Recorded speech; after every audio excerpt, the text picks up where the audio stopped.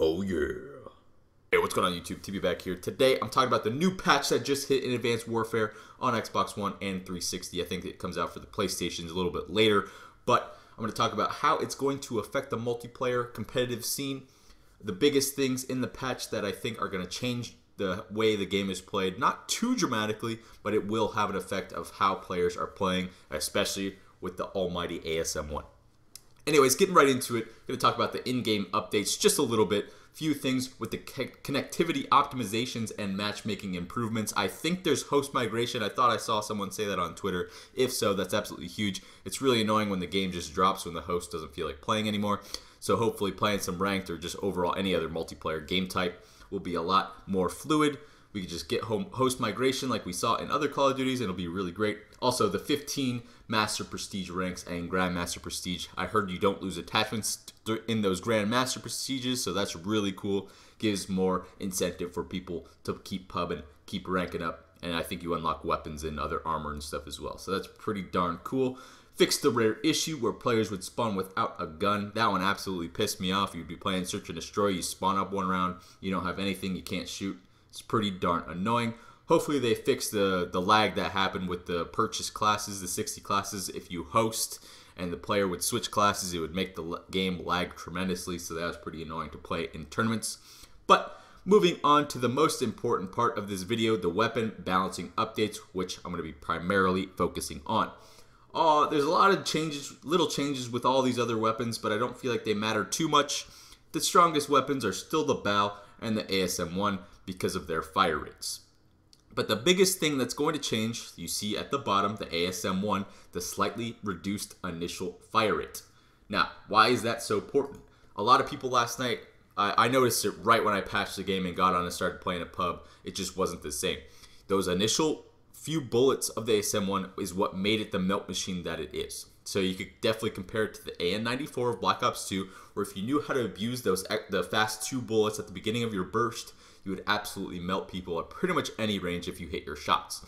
So that's why it created so much inconsistency, especially in this game with the ASM1, where people would just abuse the camera glitch, dash in, hit fire, hit those 1, 2, or 3 initial faster bullets, and that's what created those kill cams where it looks like you're just instantly dying. All you see is a red hit marker on the kill cam, and that's why people didn't really have a chance to even shoot back. The difference with the bow is it speeds up over time. I feel like that still creates a lot of inconsistency because there's going to be situations where someone's already have their gun revved up shooting those faster bullets. It doesn't really give the other player a chance if they have a bow to be in that same situation. So I feel like the whole rapidly changing fire rate in the middle of a burst or shooting is not very consistent and shouldn't be in competitive. But those are just my thoughts on why the bow is so strong still. But I'm really happy with how they changed the ASM1. I'm going to go ahead and hop into a private match and continue explaining how this is going to affect the game. I still think the ASM1 is still the strongest submachine gun, but I'm going to explain why in a little bit more detail. Let's head over to the private match. Now, spawning in over here. Got my ASM1 out, and right away we're going to see that it's different. Yes, it still kills really fast. You still have the 45 bullet clip, but it's not instant melt anymore. You can see at range, like it takes a little bit longer, but the thing that's going to be a lot different is players cannot just, dash into a hill, pop a 3-piece, because those bursts, if you know how to abuse them and you knew how to use it when you're pre-firing, like for example, let's say you're holding this back door. Instead of just holding down your whole clip and spraying, which you could definitely do on host, what you would want to do with those initial faster bursts, I just got absolutely destroyed with a shotgun. But what you would want to do is keep tapping, because every time you reset that burst, those bullets will speed up, or would speed up. They don't do it anymore, which is why the gun was so strong, and that's what created those situations where you would absolutely instant kill people, especially on host. I'm going to try and show good examples even though I'm host shooting these bots, and I'm still going to melt them, but you guys will be able to see if you watch some of my other videos, it's not quite as fast because those faster 3 or 4 bullets, whatever it was, are not there anymore. Now, how is this going to change the game? A lot of people won't even notice this because they didn't know how to abuse those faster bullets. But the biggest thing is I think it's gonna transition a lot about pre-firing. You still have a ginormous 45 bullet clip, but instead of having those faster bullets off of the rip of those bursts, being able to pre-fire is going to be absolutely huge, especially going into doorways. People with a BAL still won't be able to kill you if you're already shooting your entire clip into a doorway. There's not going to be much they can do.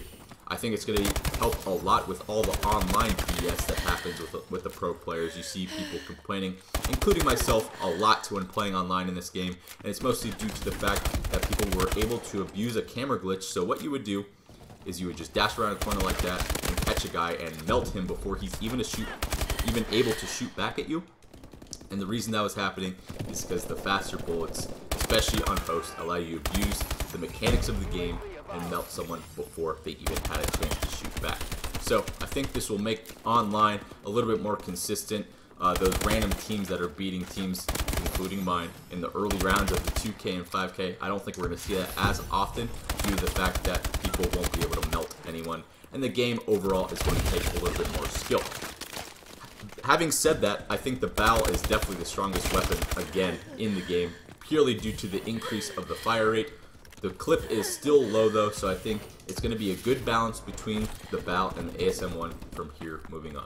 We're not using this patch going into regionals, which is a little bit upsetting. I feel like it's going to be a lot more consistent, because with the melt that is the ASM1 with those faster bullets creates a lot of inconsistency, and I overall just don't really think it should be in the game. I'd much rather play this patch. These are just my thoughts on how the ASM1 is going to change and how players are going to have to change their gameplay in order to adapt. Pretty much it. All I wanted to go over. I'm going to end this game right here. Hopefully you guys agree with my opinions or take it to account at least. Let me know if you agree or disagree in the comments if you think you agree of how the game is going to change. And that's going to do it for me in this video. Just wanted to explain a little bit how the ASM1 changed, the patch notes, etc. Quick little video. Thanks for watching, guys. Leave a like, subscribe to the channel, and I'll see you guys next time. Peace!